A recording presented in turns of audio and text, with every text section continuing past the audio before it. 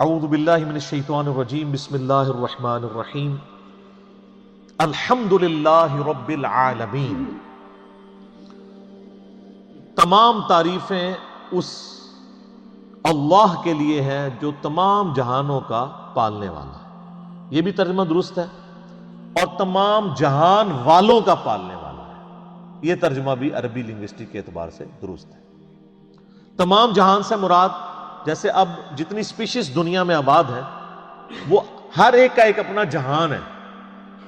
پرندے ہیں، پرندوں کا ایک اپنا جہان ہے، حیوانات ہیں، ان کا اپنا ایک جہان ہے، ایک نباتات کی سپیشیز ہیں۔ اس وقت روئے ارض پہ آلموسٹ 2 ملین سپیشیز دریافت ہو چکی ہیں، نباتات حیوانات کی ملا کر، اور ایک ایک سپیشیز آگے بلینز میں۔ انسان ہی دیکھ لیں 7.5-8 ارب کے قریب ہے، اور باقی حشرات الارض اگر آپ گننا شروع کریں نہ ختم ہونے والا۔ تو یہ تمام کا پالنے والا کون ہے؟ اللہ، الرحمن الرحیم۔ وہ انتہائی رحم فرمانے والا ہے۔ الرحمن کہتے ہیں جیسے اسی سے لفظ یہ اسی یعنی آپ سمجھ لیں عربی لنگوسٹک کے اعتبار سے طوفان بھی عربی کا لفظ ہے نا، یعنی ٹھاٹھے مارتا ہوا سمندر ہے اس کی رحمت کا۔ اور سمندر تو کبھی کبھی جوش میں آتا ہے نا، اللہ کی رحمت وہ ہے کہ الرحیم مستقل رہتی ہی ٹھاٹھے مارتے ہوئے سمندر کی طرح، الرحمن الرحیم۔ حتیٰ کہ بخاری و مسلم میں حدیث ہے، نبی علیہ السلام نے فرمایا اللہ تعالیٰ نے مخلوقات کی پیدائش سے پہلے اپنے پاس اپنے عرش پہ یہ عبارت لکھ لی تھی کہ میری رحمت میرے غضب پہ بھاری رہے گی۔ قرآن میں بھی ہے وَكَتَبَ عَلَى نَفْسِهِ الرَّحْمَةِ، کہ یہ اللہ نے اپنے اوپر خود لازم کر لیا کہ میں ہر حال میں رحم ہی کروں گا۔ رحم والا جو اللہ تعالیٰ کا پہلو ہے یہ ڈومیننٹ۔ سورہ فاتحہ جو ہے وہ ذہن میں رکھیے گا قرآن کی ماں ہے، ام الکتاب ہے، فاتحہ ہے، قرآن کھولنے والی چیز ہے۔ تو اس میں جو جو چیز آ رہی ہے نا اس کی جڑ پڑ رہی ہے نا، وہ پورا قرآن اسی جڑ سے پھر اگنے والا وہ بڑا تناور درخت ہے۔ ہر چیز کی جڑ سورہ فاتحہ میں۔ مالک یوم الدین، وہ مالک ہے قیامت کے دن کا۔ دنیا میں تو کئی بادشاہ ہیں، اس کی اجازت سے، اس کی مرضی سے نہیں، اجازت سے۔ اجازت یہ ہے کہ کھلی چھٹی ہے، مرضی نہیں ہے کہ وہ غلط کام کرے۔ وہ بس اللہ نے 2 راہیں دکھا دی ہیں، انا ہدیناہ السبیل اما شاکرا و اما کفورا۔ ہدایت کا راستہ واضح کر دیا، چاہے تو شکر گزاری کی روش اختیار کرو، خواہ ناشکری کی۔ لیکن قیامت کے دن صرف اللہ ہی کا حکم چلے گا۔ دنیا والے جتنے احکامات ہیں کہ سب کی سب پاورز لوگوں کی طرف سے جو اللہ تعالیٰ نے دی ہیں وہ سلب کر لی جائے۔ لمن الملک اليوم للہ الواحد القہار۔ آج کس کی بادشاہت ہے؟ اس قہار کی جو سب پہ چھایا ہوا ہے۔ قہار کہتے ہیں سب پہ چھانے والا۔ تو قیامت کے دن کا مالک ہے۔ یہ ایک ایک آیت کے اوپر ایک ایک گھنٹہ بولا جا سکتا ہے، لیکن چونکہ ہم نے پورا قرآن کور کرنا ہے تو اس میں 7 آیات آئیں گی کراس ریفرنس کے طور پر۔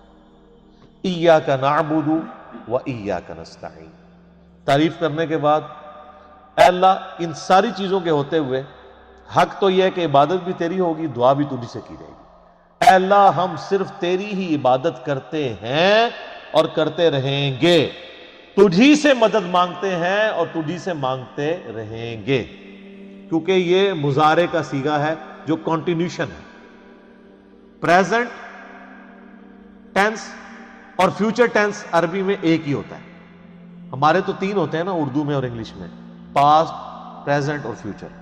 عربی میں فیوچر اور پریزنٹ کے لیے ایک ہی صیغہ استعمال ہوتا ہے، وہ یہاں پہ استعمال ہوا، ایاک نعبد و ایاک نستعین۔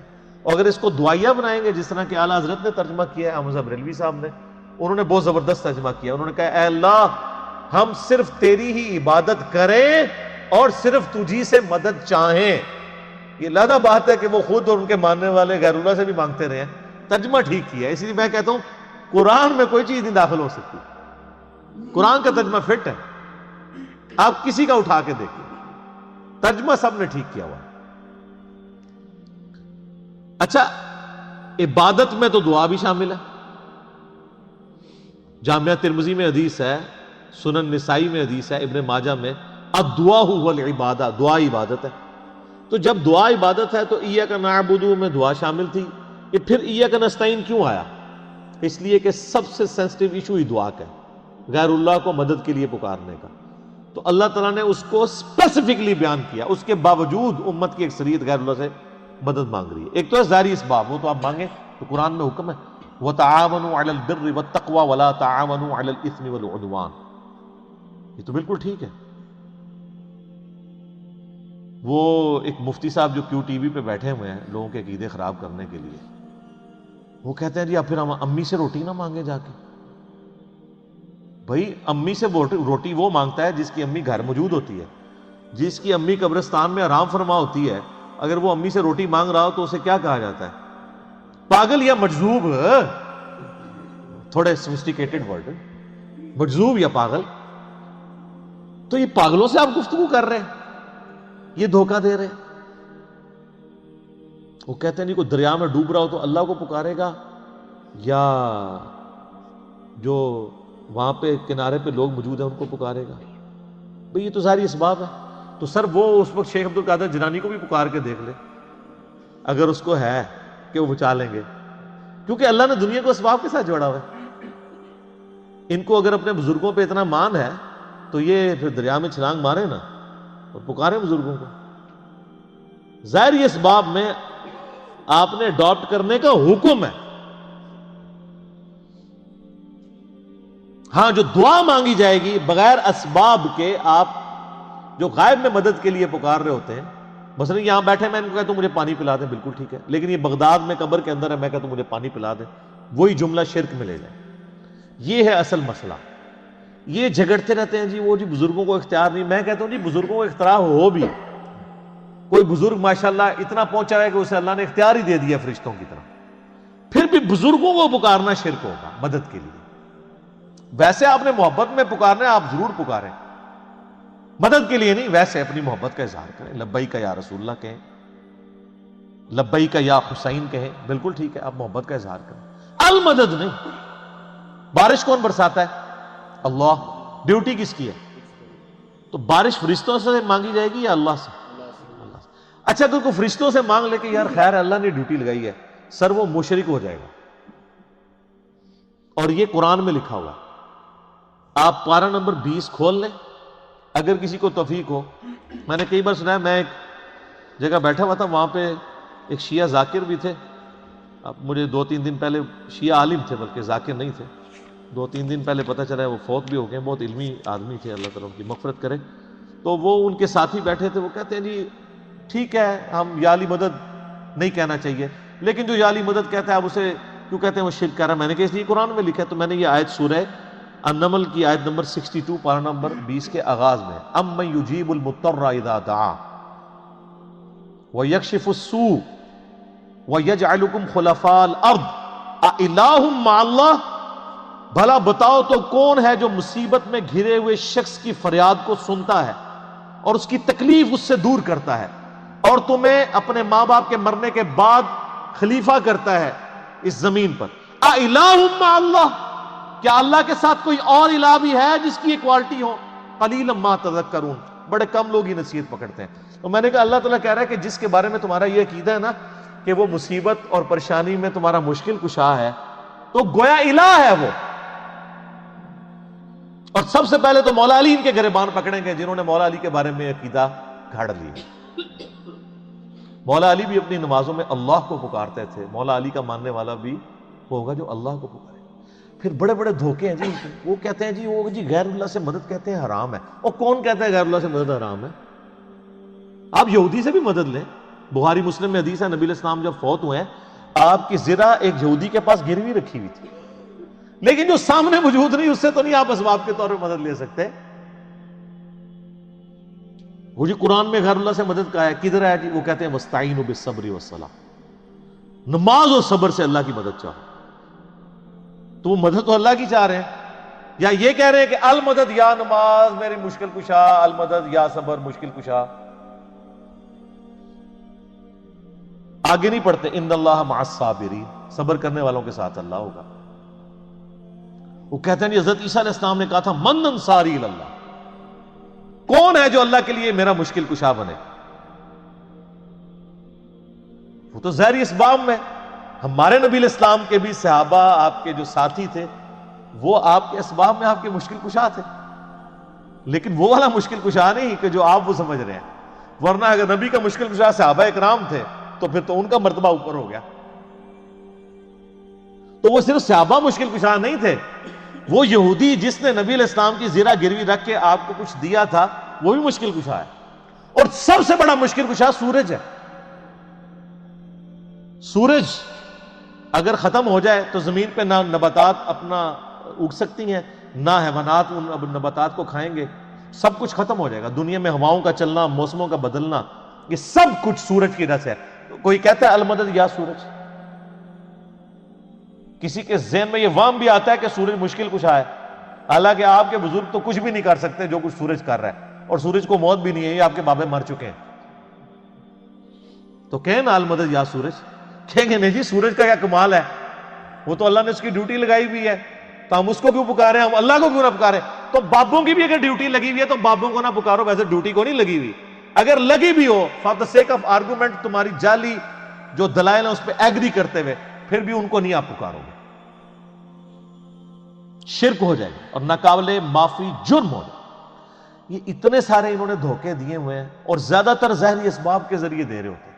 وہ جی صحیح بخاری میں حدیث ہے، ایک صحابی کی پنڈلی ٹوٹ گئی، وہ حضور کے پاس حاضر ہوا، آپ علیہ السلام نے ہاتھ پھیرا، بالکل ٹھیک ہے، لیکن آج اگر کسی کی پنڈلی ٹوٹے گی تو نبی علیہ السلام تو دنیا میں موجود نہیں ہے، اور اگر آپ کو اتنا شوق ہے تو آپ اپنی پنڈلی توڑیں، آپ کو روزہ شریف پہ لے جاتے ہیں، پتہ چل جائے گا جڑتی ہے کہ نہیں۔ نبی علیہ السلام دنیا میں موجود ہوں، ہم دعا کروانے کے لیے اپنے مسائل ان کے سامنے لے کے جائیں گے۔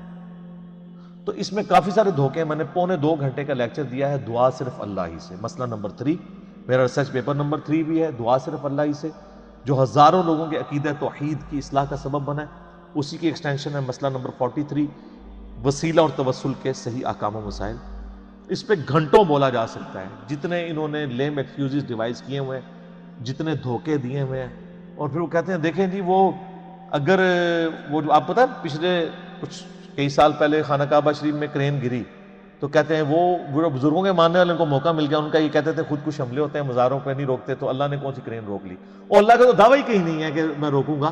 وہ ابرا کے لشکر کو ایک دفعہ ہی تباہ کیا ہے، یزید نے جب کعبے پہ چڑھائی کی ہے تو اللہ نے برباد نہیں کیا اس لشکر کو، دنیا بقدر ایفرٹ ہے۔ صحیح بخاری میں حدیث ہے، قرب قیامت میں ایک پتلی ٹانگوں والا حبشی کعبے کی اینٹ سے اینٹ بجا دے گا، اللہ نے حفاظت وہ ابراہیم علیہ السلام کے لیے ایک دفعہ ہی آگ ٹھنڈی ہوئی ہے، کئی صحابہ جو ہیں وہ آگ میں جلائے گئے ہیں، رومن امپائر کی جنگوں میں تیل کے کڑاؤں میں ان کو ڈالا گیا،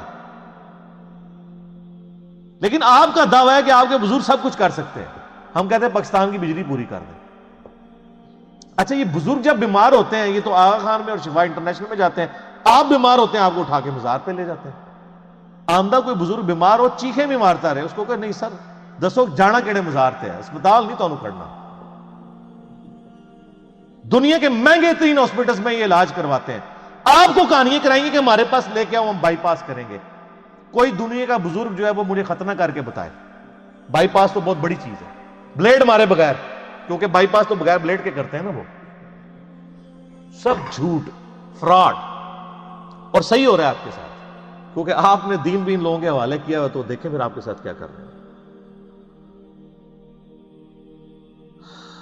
اہدنا الصراط المستقیم، اے اللہ ہمیں چلا سیدھے راستے پر، یہاں بھی دھوکے دیتے ہیں، اور یہ سارے ہی بزرگ ٹھیک ہیں، سارے ہی راستے ٹھیک ہیں، وہ قرآن میں تو راستے آئے کہ ہی نہیں ہیں، قرآن میں گمراہی جمع کے سیغے سے آئی ہے، ہدایت ہمیشہ سنگولر کے سیغے سے، ظلمات آیا گمراہی کے لیے، نور آیا انوار نہیں آیا، تو قرآن کا ترجمہ ہی غلط کر رہے ہو۔ اہدنا الصراط المستقیم، اے اللہ ہمیں چلا سیدھے راستے پر، صراط الذین انعمت علیہم، راستہ ان لوگوں کا، راستے نہیں، وہ کہتے ہیں چاروں ہی حق پہ ہیں، پانچوں ہی حق پہ ہیں، سارے ہی ٹھیک ہیں، راستہ ان لوگوں کا انعمت علیہم جن پر تیرا انعام ہوا۔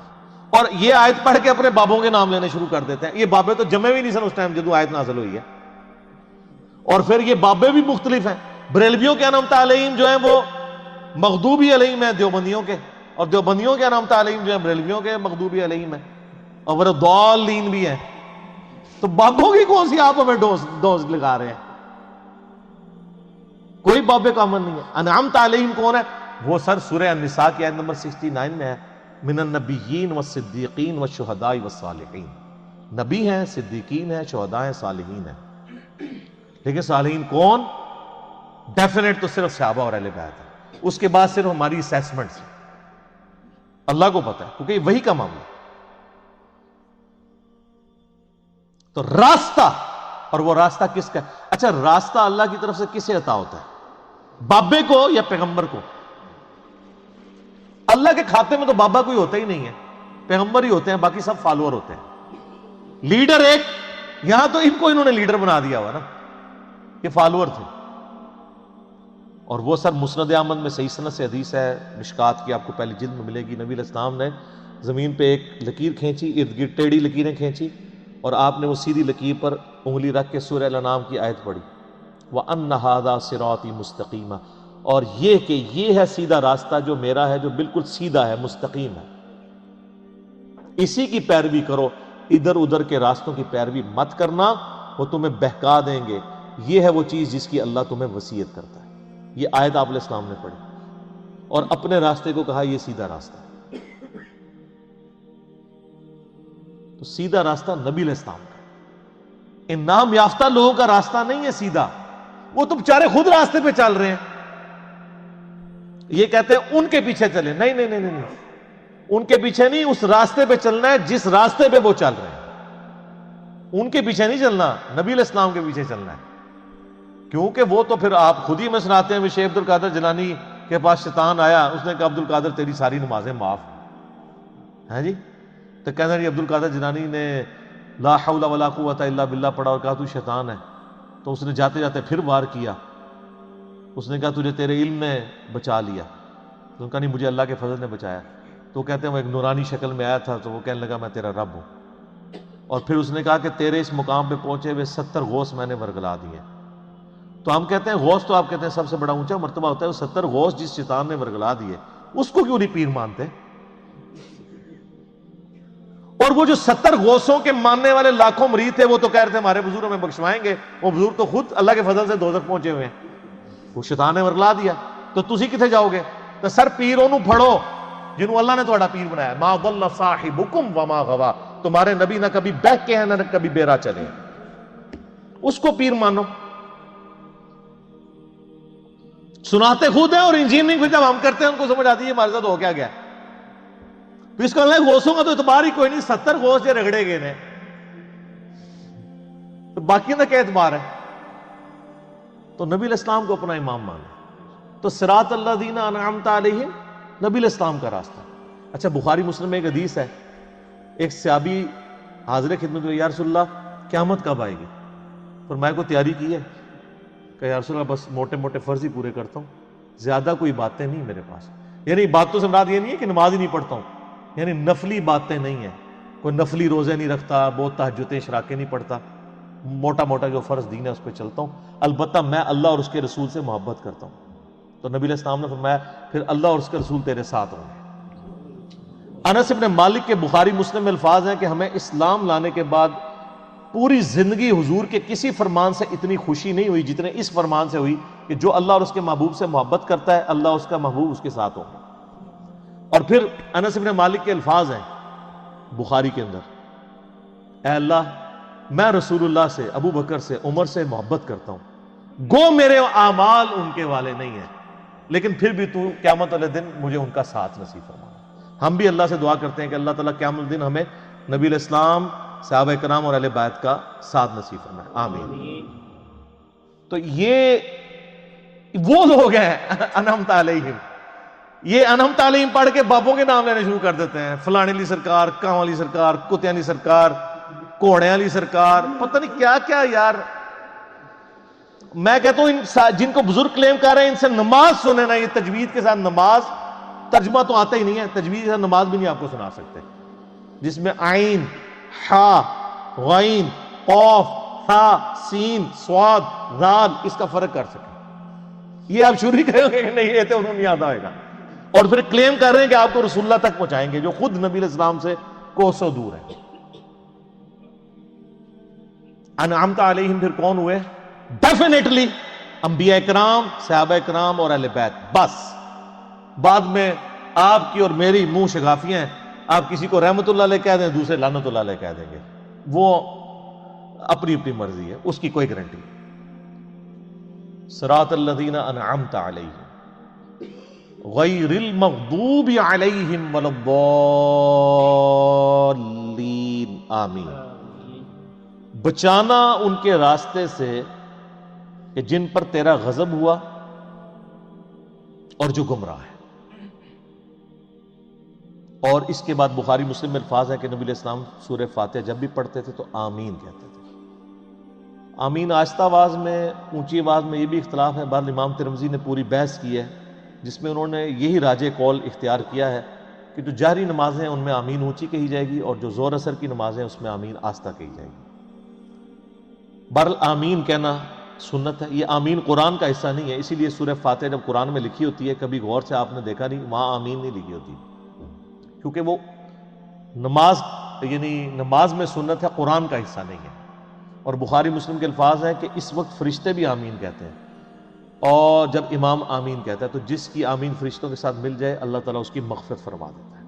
اسی لیے اس چیز کا اہتمام کیا جاتا ہے کہ آپ وَلَضَّالِّينَ سے پہلے شامل ہو جائیں. تو یہ غیر المغضوب علیہم وَلَضَّالِّينَ اس میں تعویل خاص کے اعتبار سے تو ظاہر ہے کہ جو نبی علیہ السلام کی امت سے پہلی امتیں جو گمراہ ہوئی ہیں جن پر اللہ کا غضب ہوا، وہ تو قرآن پھر ہمیں بتاتا ہے ضربت علیہم الذلہ والمسکنہ یہودیوں کے بارے میں کہ اللہ تعالیٰ نے ان کو بندر اور خنزیر بنا دیا. کونوا قردۃ خاسئین، ان پر ذلت اور رسوائی اور غریب الوطنی مسلط کر دی، وہ آج تک مسلط ہے. اور ضالین گمراہ ہوئے لوگ وہ نصارہ ہیں کہ جن کے پاس یعنی سب کچھ شغف تھا معاملات میں لیکن غلو کیا دین کے معاملے میں، گمراہی کا راستہ اختیار کیا، عبادتیں بہت کی، حضرت عیسیٰ کو مانا لیکن ان کو ڈیوینٹی میں کلیم کر دیا. یہودیوں کا مسئلہ تھا، یہ اہل علم تھے، اس کے باوجود جان بوجھ کر انہوں نے گمراہی کا راستہ اختیار کیا. آپ کو پتہ کتنے ہیلے بہانے یہ کرتے تھے. اس لیے اللہ نے کہا یہ مغضوب علیہم ہے، ان پہ اللہ کا غضب ہوا، لعنت ہوئی. سورہ نساء میں آتا ہے نا کہ لعنتی ہیں یہ.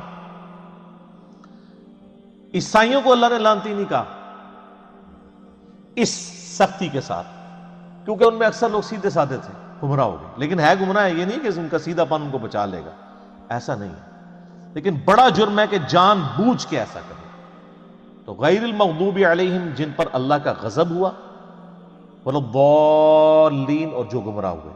یہ آخری آیت ہے. اچھا وہ بعض لوگ کہتے ہیں وہ جی ہر ایک کی جگہ آیت پڑھی ہوئی، یہاں آیت نہیں پڑھی. یہ آیات کے جو نشان بھی ہیں نا، یہ بھی مطلب کوئی آپ پرانے مصحف اٹھائیں گے نا اگر کلمی ان میں نہیں تھے، یہ تو ڈویژن بعد کی ہے. اندازے تو موجود تھے، یعنی جو آگے ہم گول وہ استعمال کرتے ہیں. تو عموماً جو قرآن چھپتے ہیں نا ان میں وہ والی غیر المغضوب علیہم وَلَضَّالِّينَ سے پہلے جو ہم پڑھتے ہیں نا صراط الذین انعمت علیہم، اس کے اوپر نہیں ہوا ہوتا، یعنی وہ گول نشان نہیں ہوتا. تو اس سے لوگ سمجھتے ہیں کہ شاید یہ پوری ایک آیت ہے تو پھر بسم اللہ کو شامل کریں گے تو 7 آیتیں پوری ہوں گی. نہیں، یہ 2 آیات ہیں. اور میں نے ٹیکنیکلی جو دلائل رکھے ہیں اس سے یہ چیز ثابت ہوتی ہے کہ سورہ فاتحہ کا حصہ بسم اللہ شریف نہیں ہے. اب یہ سورہ فاتحہ جو ہے اگر آپ اس کو اوور ویو کریں نا تو قرآن پاک میں جتنی بھی چیزیں بیان ہونی ہیں آئندہ آنے والے قرآن میں، سب کی جڑ اس کے اندر موجود ہے. اسلام کے بنیادی 3 عقائد کون سے ہیں؟ عقیدہ توحید، عقیدہ رسالت اور عقیدہ آخرت. یہی ہے نا، یہ تینوں عقیدے سورہ فاتحہ میں موجود ہیں. عقیدہ توحید الحمدللہ رب العالمین الرحمن الرحیم مالک یوم الدین ایاک نعبد و ایاک نستعین. عقیدہ آخرت مالک یوم الدین بدلے کے دن کا مالک. اور اہدنا الصراط المستقیم صراط الذین انعمت علیہم عقیدہ رسالت، کیونکہ رسولوں کو اللہ تعالی راستہ اختیار کرتا ہے، وہی دیتا ہے نا آگے، امتوں کو رسولوں کے ذریعے دیا جاتا ہے. تو پورے قرآن کا جو یعنی آپ سمجھیں عقائد کی بنیاد اس صورت میں ہے. کہ تمہیں مرنے کے بعد اپنے رب کے حضور پیش ہونا ہے، وہ قیامت کے دن کا مالک ہے۔ قیامت میں اللہ کے پاس پہنچنے سے پہلے رسولوں کا راستہ اختیار کر لو، توحید کا راستہ اختیار کر لو، اور اللہ سے یہ بھی دعا بھی مانگتے رہو کہ اللہ تعالیٰ گمراہی کے راستے سے اور جو لوگ جن پہ اللہ کا غضب ہوا ان لوگوں کے راستے سے بچاتا رہے۔ اس سارا کچھ اگر آپ جمع کریں تو قرآن پاک میں کوئی ایک ٹاپک بھی ایسا نہیں ہوگا۔ جب رسولوں کا راستہ آ گیا تو رسولوں کی ساری شریعت سمجھ لیں، اس کی جڑ اس میں پڑ گئی۔ نکاح طلاق کے مسائل بھی اس میں کور، حج کا طریقہ بھی کور، کیونکہ صراط الذین انعمت علیہم ہے اور اہدنا الصراط المستقیم ہے۔ تو اس لیے اسے ام الکتاب، الفاتحہ، قرآن کھولنے والی، قرآن کی ماں کہا جاتا ہے، کہ سارے عقائد و نظریات کی جڑ اس سورت کے اندر موجود ہے۔ انشاءاللہ تعالیٰ اگلی دفعہ ہم سورۃ البقرہ کا آغاز کریں گے۔ صلو علی الحبیب، صلاۃ بر محمد وآل محمد، اللہم صلی علی محمد وعلی آل محمد کما صلیت علی ابراہیم وعلی آل ابراہیم انک حمید مجید، اللہم بارک علی محمد وعلی آل محمد کما بارکت علی ابراہیم وعلی آل ابراہیم انک حمید مجید۔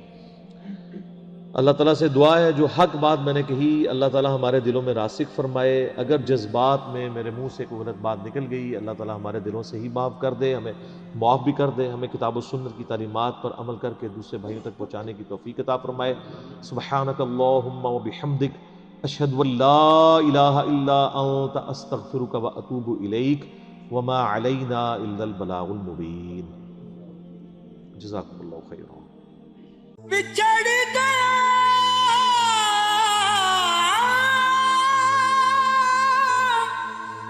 میرے دل دا جانی،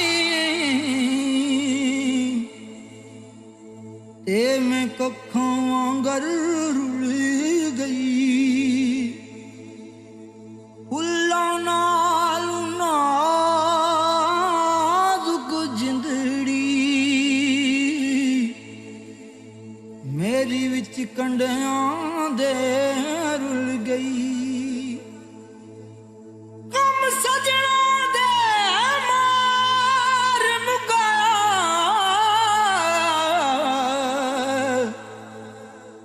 تے میں اتھروں بن کے ڈل گئی، ایک مایا تیری یاد نہ بھلدی،